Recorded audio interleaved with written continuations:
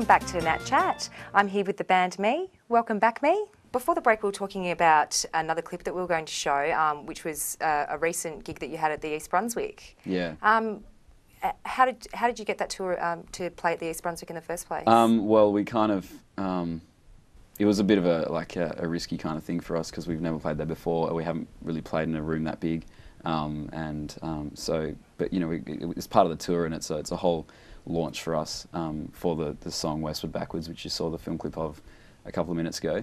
Mm-hmm. So the tour a bit of a launching pad to introduce the video clip? Yep, video clip and the single as well, because the single's been released and it can be found like online at wherever you look for things online it can be found. Yeah, there was a lot of guest musicians and stuff involved in Westward Backwards as well. And is that something different to how you usually perform?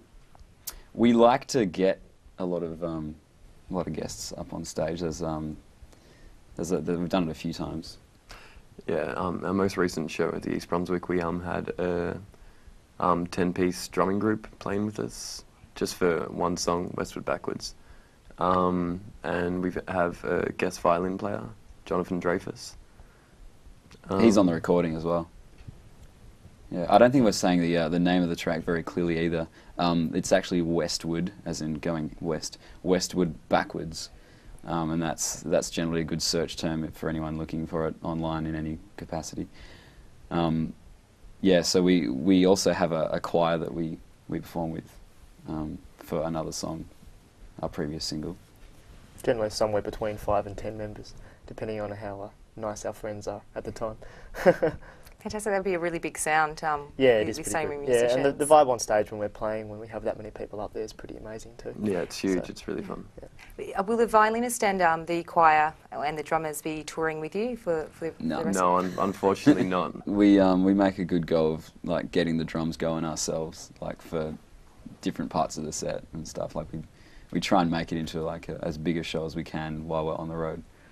Fantastic. And we've had really good results because we're playing in front of like the crowds are just a lot bigger than we expected in like new places that we haven't played before and stuff. So we're really enjoying the touring. Yeah, and playing for like fresh faces is the best. Fantastic. Well, we do have a bit of live footage that we'll have a look at now. So we'll be seeing Me working live. It's just another day.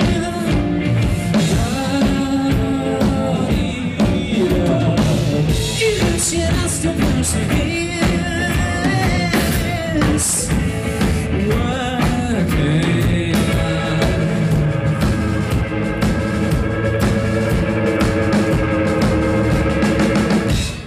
Once you get done, dive from the mud, work on your life, it's the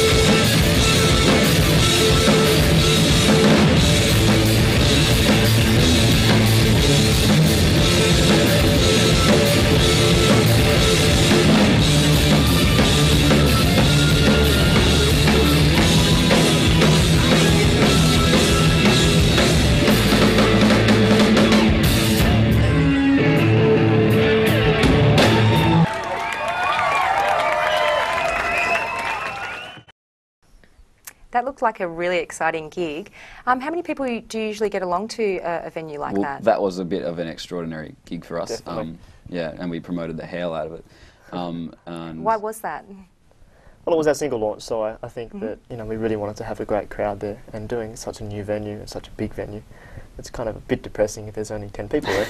So the fact that we got close to 400 was really exciting. It's close for to us. 500. Wow. But Okay. it's like 450. Yeah. Awesome. Fantastic. And so when you're, like Melbourne is obviously your hometown, when you're touring in others... We're all from different spots, except Yeah. Spikey's from Melbourne. But like Mikey's from the Snowfields, I'm from Perth, and Luke, who's not here, is from Brisbane. But yeah, we base ourselves in Melbourne for sure. And so, because you've based yourself in Melbourne, what is it like when you tour to another state? Do you still manage to, fill the venues as much as you probably would be supported here? Well, Brisbane's okay because everyone misses Luke there. And Sydney, we're finding that the venues all fill up because, I mean, it's got a huge population and everyone sort of is pretty keen to go out, and like we're getting really good response in Sydney. And I'm from Perth, so that's going to be, people are going to want to see that as well. And the rest we've just been promoting it as best we know. I think a big thing is to choose the right support bands as well. So if you choose bands that are similar to your style of music, then we'll often have good crowds there that are going to like both bands, which is beneficial to everyone. Yeah, definitely. With the gig at the East Brunswick, that was set up pretty well.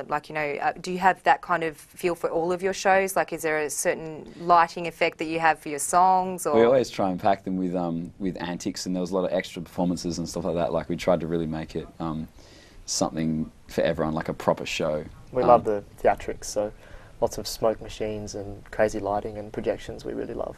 But a yeah, lot of black and white projections and stuff is really kind of exciting. Yeah, for that us. was new for us.